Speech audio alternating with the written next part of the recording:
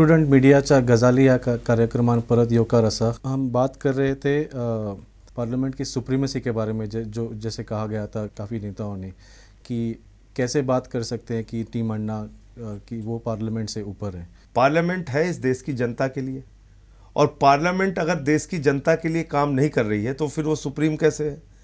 Parliament क्या काम कर रही है ये सबके सामने है। हम पार्लियामेंट को सुप्रीम मानते हैं, लेकिन पार्लियामेंट के अंदर बैठे हुए लालू यादव को सुप्रीम नहीं मान सकते। हम पार्लियामेंट के अंदर बैठे हुए ए राजा को सुप्रीम नहीं मान सकते। हम पार्लियामेंट के अंदर बैठे हुए कानीमोजी और सुरेश कलमाड़ी को सुप्रीम नहीं मान सकते। जो 163 क्रिमिनल चार्जेस, हीनियस क्राइम्स के लोग बैठे हुए हैं पार्लियामेंट मेंबर्स बनके, वो गलती से वहां पहुंच गए, वो जनता की अवेयरनेस ना होने की वजह से वहां पहुंच गए, वो गलत हथकंडों का इस्तेमाल करके वहां पहुंच गए, और वो जो चाहेंगे करेंगे। मुझे लगता है ये चीज़ ठीक नहीं है। पार्लियामेंट की सुप्रीमेसी के नाम पे आप अमेरिका की न्यूक्लियर डील कर लेंगे और विमेंस रिजर्वेशन बिल नहीं पास करेंगे, आप किसानों की ज़मीन के अधिग्रहण को रोकने के लिए कानून नहीं बनाएंगे, तो निश्चित रूप से आपके ऊपर सवाल उठेंगे। निश्चित रूप से लोकतंत्र में, इस डेमोक्रेसी में जितना हक एक पार्लियामेंट मेंबर को है कानून बनाने के लिए, उतना ही हक एक आम आदमी को है उनके गलत कामों के खिलाफ आवाज़ उठाने के लिए। तो इस पार्लियामेंट्री डेमोक्रेसी में हमको भी उतना हक हासिल है। डेमोक्रेसी के अंदर एक सिटीजन को भी गलत बातों के लिए एजिटेशन करने का अधिकार है, और मुझे लगता है कि टीम अन्ना अपने उस अधिकार का इस्तेमाल कर रही है। पार्लियामेंट की सुप्रीमेसी है, लेकिन अगर पार्लियामेंट पब्लिक इंटरेस्ट में काम नहीं करेगी तो उसके खिलाफ आवाज़ उठाने का भी हक हम लोगों को है। तो आप गोवा के लोगों को क्या किन किन मुद्दों पे बात करेंगे? देखिए, एक तो ये है कि अगर चुनाव में क्रिमिनल रिकॉर्ड्स के लोग खड़े हैं, पैसे का इस्तेमाल करके लोग चुनाव जीतना चाहते हैं, तो ऐसे लोगों को पब्लिक को बिल्कुल नकारना चाहिए, ऐसे लोगों को वोट नहीं करना चाहिए। और हम लोगों को ये समझना चाहिए कि ये कोई चीफ मिनिस्टर का फंड नहीं है, ये हमारा पब्लिक का पैसा है। जो वो मिनिस्टर्स के फंड नहीं है, ये मिनिस्टर्स का निजी कोई खजाना नहीं है, उनकी कोई ट्रेजरी नहीं है, ये पब्लिक का पैसा है। हम जो टैक्स देते हैं, हम हाउस टैक्स देते हैं, हम वाटर टैक्स देते हैं, रोड टैक्स देते हैं, सिंचाई देते हैं, लगान देते हैं। जो एक गरीब आदमी, एक भिखारी, एक मजदूर, एक किसान जब वो बाजार से एक साबुन खरीदता है तो उस पर भी गवर्नमेंट को सेल टैक्स देता है। तो ये हमारा टैक्स का पैसा है, और इस टैक्स के पैसे पर चोरी करके, लूट करके, इस पर करप्शन करके हमारा शोषण किया जाता है और हमारे सारे मुद्दे पीछे हो जाते हैं। तो नेता जो गलत आधार पे चुनाव जीतेगा, जो पैसे का इस्तेमाल करके चुनाव जीतेगा, जो क्रिमिनल्स बैकग्राउंड का होगा, वो पब्लिक इंटरेस्ट में काम नहीं करेगा। इसलिए हम लोग ये अपील करने के लिए आए हैं कि अगर पब्लिक को चुनाव में वोट करना है तो अपने इलाके से अच्छे, ईमानदार, सच्चे लोगों को असेंबली में भेजे। और अगर उसको लगता है कि हमारे इलाके में कोई ईमानदार नहीं खड़ा है, तो एक नियम है चुनाव आयोग का, पीपल्स रिप्रेजेंटेशन एक्ट में है 49O में एक 17A का रजिस्टर होता है। उस 17A के रजिस्टर में आप ये लिख सकते हैं, वो प्रिजाइडिंग ऑफिसर्स के पास रहते हैं। उस 17A के रजिस्टर में आप लिख सकते हैं कि हमारे इलाके में सारे क्रिमिनल्स खड़े हैं, सारे बेकार लोग खड़े हैं, सारे ऐसे लोग खड़े हैं जिनकी छवि अच्छी नहीं है, हम इनमें से किसी को वोट नहीं करना चाहते। वो आपका एक रिजेक्शन पावर है जिसका आप यूज़ कर सकते हैं इस असेंबली के इलेक्शन में। और अगर आप उसका इस्तेमाल करते हैं तो राइट टू रिजेक्ट का जो लड़ाई है अन्ना हजारे जी की आगे की, राइट टू रिजेक्ट कानून के लिए जो टीम अन्ना को आगे इंडिया अगेंस्ट करप्शन को लड़ाई लड़नी है, मुझे लगता है उसको बहुत बल मिलेगा। राइट टू रिजेक्ट इस देश के लिए बहुत ज़रूरी है, और राइट टू रिकॉल बहुत ज़रूरी है। अगर सारे पॉलिटिकल पार्टीज़ क्रिमिनल्स को खड़ा करती हैं तो पब्लिक के पास ऑप्शन होना चाहिए कि वो सबको रिजेक्ट कर सके। और अगर किसी को हम अच्छा समझ के चुन के असेंबली में भेज दें और वो वहाँ असेंबली में पहुँचने के बाद बेईमान निकल जाए, तो उसको रिकॉल करने की पावर भी हमारे पास होनी चाहिए। तो ये जो 2 अभियान है, इसको बहुत बल मिलेगी अगर पब्लिक, गोवा की पब्लिक अपने इलाकों में अगर सारे क्रिमिनल्स, सारे अपराधी खड़े हैं, उनको अगर वो नकारना चाहती है, 49O रूल का इस्तेमाल करके 17A के रजिस्टर में वो रिजेक्ट करेंगे कैंडिडेट्स। लेकिन किसी ने ऐसा 49O का इस्तेमाल किया भी तो उससे इलेक्शन पे क्या फ़र्क पड़ेगा? उससे इलेक्शन पे फ़र्क पड़ेगा। अभी मैं आपको बता रहा हूँ यूपी में क्या हुआ। यूपी में जो 4 बड़ी पॉलिटिकल पार्टीज़ हैं, समाजवादी पार्टी, बहुजन समाज पार्टी, कांग्रेस और बीजेपी, इन सारी पॉलिटिकल पार्टीज़ ने मोर देन 45% क्रिमिनल्स को कैंडिडेट बनाया। अब आप बताइए कि एक चोर खड़ा है, एक डकैत खड़ा है, एक हत्यारा खड़ा है, एक रेपिस्ट खड़ा है। अब पब्लिक के पास ऑप्शन ही नहीं है, उनको इन्हीं में से किसी को चुनना है। जब वो 49O का इस्तेमाल करेंगे तो एक ताकत मिलेगी राइट टू रिजेक्ट, जो कानून हमको बनवाना है उसके लिए। और अगर ये राइट टू रिजेक्ट का कानून बन गया तो फिर पॉलिटिकल पार्टीज ऐसे क्रिमिनल्स को कैंडिडेट नहीं बनाएंगी, ऐसे अपराधियों को अपना कैंडिडेट नहीं बनाएंगी, और पब्लिक के पास फिर अच्छे लोगों के ऑप्शन आएंगे। अच्छे लोगों को चुनाव में उतारने के लिए पॉलिटिकल पार्टीज मजबूर होंगी। आज की तारीख में पब्लिक भी हेल्पलेस है, उसके सामने ऐसे ही कैंडिडेट आते हैं जो क्रिमिनल बैकग्राउंड्स के हैं, जो पैसे का इस्तेमाल करते हैं। तो ये राइट टू रिकॉल कैसे होगा?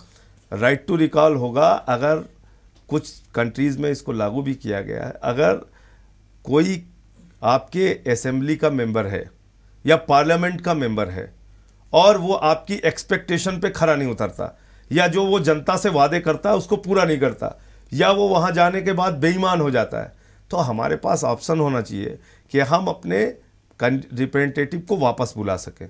उसको ये कहें कि अब तुम्हारा काम पूरा हो गया, तुम घर आओ। क्योंकि अल्टीमेटली हमें ये सोचना चाहिए कि ये हमारे रिप्रेजेंटेटिव हैं, हमारे भगवान नहीं हैं।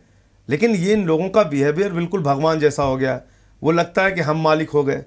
इस देश की सच्ची मालिक डेमोक्रेसी में जनता है। जनता के पास ताकत है, वो लोगों को चुन के भेजती है।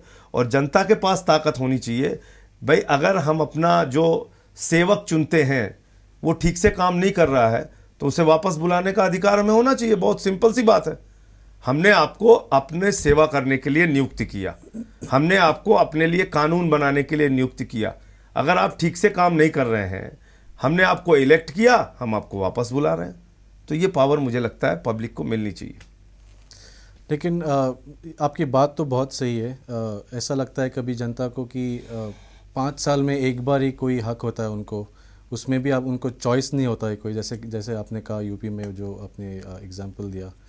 तो लेकिन ऐसे बार बार ऐसे इलेक्शन टाइप के राइट टू रिकॉल जो प्रोसीजर्स होंगे, उसमें पैसा लगेगा, उसमें टाइम लगेगा, उसमें गवर्नमेंट इंस्टेबिलिटी होगी।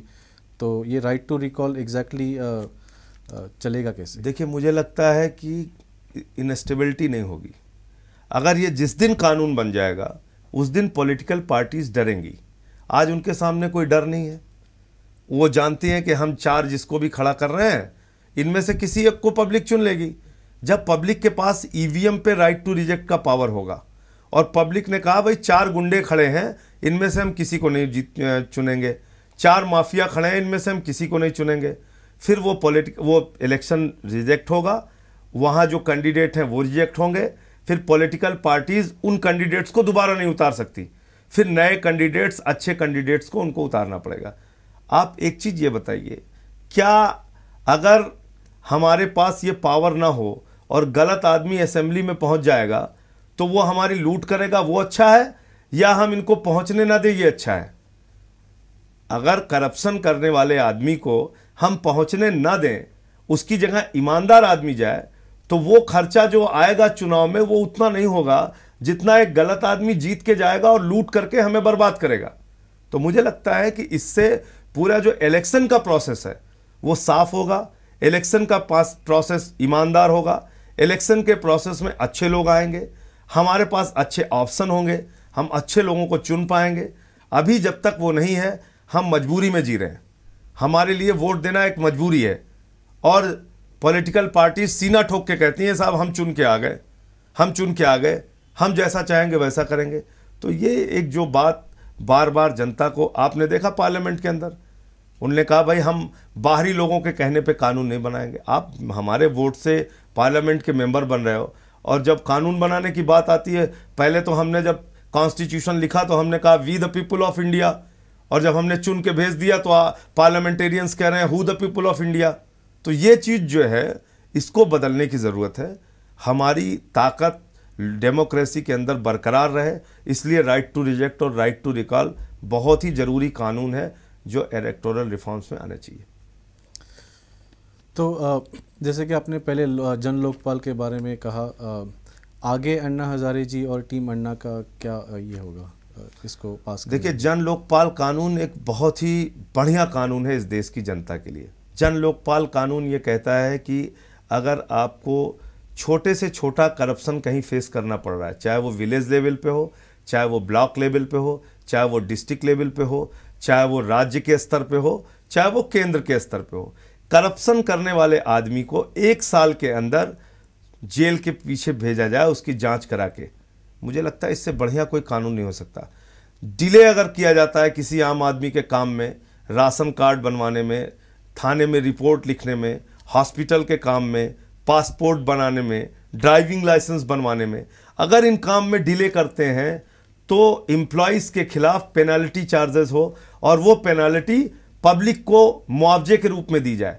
इससे अच्छा कानून क्या हो सकता है?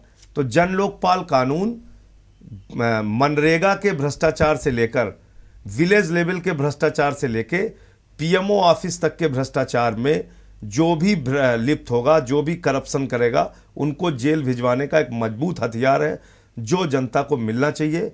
और जब तक केंद्र की सरकार लोकपाल कानून नहीं बना रही है तब तक स्टेट में जन लोकायुक्त कानून बनना चाहिए। और गोवा में तो लोकायुक्त है ही नहीं है।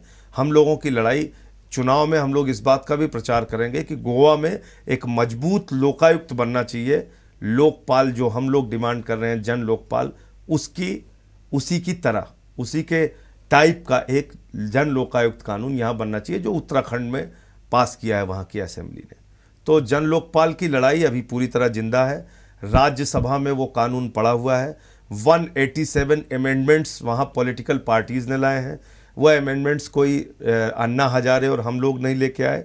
पॉलिटिकल पार्टीज़ को भी जो राज्यसभा के अंदर हैं उनको लग रहा है कि ये जो सेंट्रल गवर्नमेंट ने जो लोकपाल बनाया है ये एक कमज़ोर लोकपाल है और अन्ना हजारे का लोकपाल एक जनता के प्रति जवाबदेह मजबूत लोकपाल कानून है जिसकी डिमांड हम लोग कर रहे हैं। और वो लड़ाई अभी जारी है और वो हम लोग लेके रहेंगे।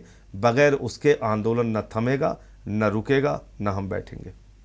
ठीक। मुझे सिर्फ आखिरी एक सवाल है। मैंने आपसे पहले भी पूछा था कि गोवा के लोगों के आप कौन से मुद्दों पे बात करेंगे, तो उसमें से गोवा के लोगों में से जवान लोगों को आप क्या बताना चाहते हैं? देखिए, गोवा में सबसे बड़ी जो प्रॉब्लम है वो यहाँ पर भी जो हम लोगों को जानकारी मिली कि करप्शन, और करप्शन से बचने के लिए यहाँ पे लोकायुक्त जैसी कोई संस्था नहीं है। यूथ इसमें बहुत बड़ी भूमिका निभा सकता है। हमने देखा अन्ना हजारे के आंदोलन में नौजवानों ने सड़क पे उतर के आंदोलन किया, हाथ में तिरंगे झंडे लेके। उन लोगों ने नारे लगाए, जन लोकपाल कानून पास होना चाहिए, अन्ना हजारे की जिंदाबाद लगाई। आज पूरा देश करप्शन से पीड़ित है और गोवा एक छोटा स्टेट होकर भी पूरे देश को एक दिशा दे सकता है अगर यूथ बाहर निकले, अगर यूथ सड़कों पे आए, अगर यूथ यहाँ पे लोकायुक्त बनाने की लड़ाई लड़े। गवर्नमेंट किसी की भी बन जाए, लेकिन लोकायुक्त कानून स्टेट के अंदर जैसा अन्ना हजारे का जन लोकपाल केंद्र में है वैसा जन लोकायुक्त स्टेट में बनवाने के लिए हम लोगों को 6 महीने के अंदर गोवा में लड़ाई शुरू करनी चाहिए। और उसमें यूथ की बहुत बड़ी भूमिका होगी, यूथ का बहुत बड़ा कंट्रीब्यूशन हो सकता है। मुझे लगता है कि ये एक काम होना चाहिए। करप्शन सबसे बड़ा इशू है। जब तक करप्शन नहीं मिटेगा कुछ भी नहीं खत्म हो सकता। देश खत्म हो जाएगा अगर करप्शन नहीं खत्म होगा तो। आज हालत ये है, चाहे आप जिस जगह जाइए, थाने में जाइए करप्शन, हॉस्पिटल में जाइए करप्शन, ड्राइविंग लाइसेंस बनवाना हो करप्शन, पासपोर्ट बनवाना हो करप्शन, बर्थ सर्टिफिकेट बनवाना है करप्शन, डेथ सर्टिफिकेट भी बनवाना है तो भी करप्शन। तो कोई चीज़ बची नहीं है जहाँ करप्शन का सामना नहीं करना पड़ता आम आदमी को। इसलिए यूथ को, गोवा के यूथ से हम अपील करेंगे कि जो भी गवर्नमेंट बने उस गवर्नमेंट के खिलाफ आप अगली लड़ाई जन लोकायुक्त के लिए तैयार रहें कि यहाँ पे जन लोकायुक्त कानून बने। संजय जी, हमारे प्रोग्राम पे आने का और लोकायुक्त और लोकपाल के ऊपर बात करने के लिए बहुत बहुत शुक्रिया। धन्यवाद।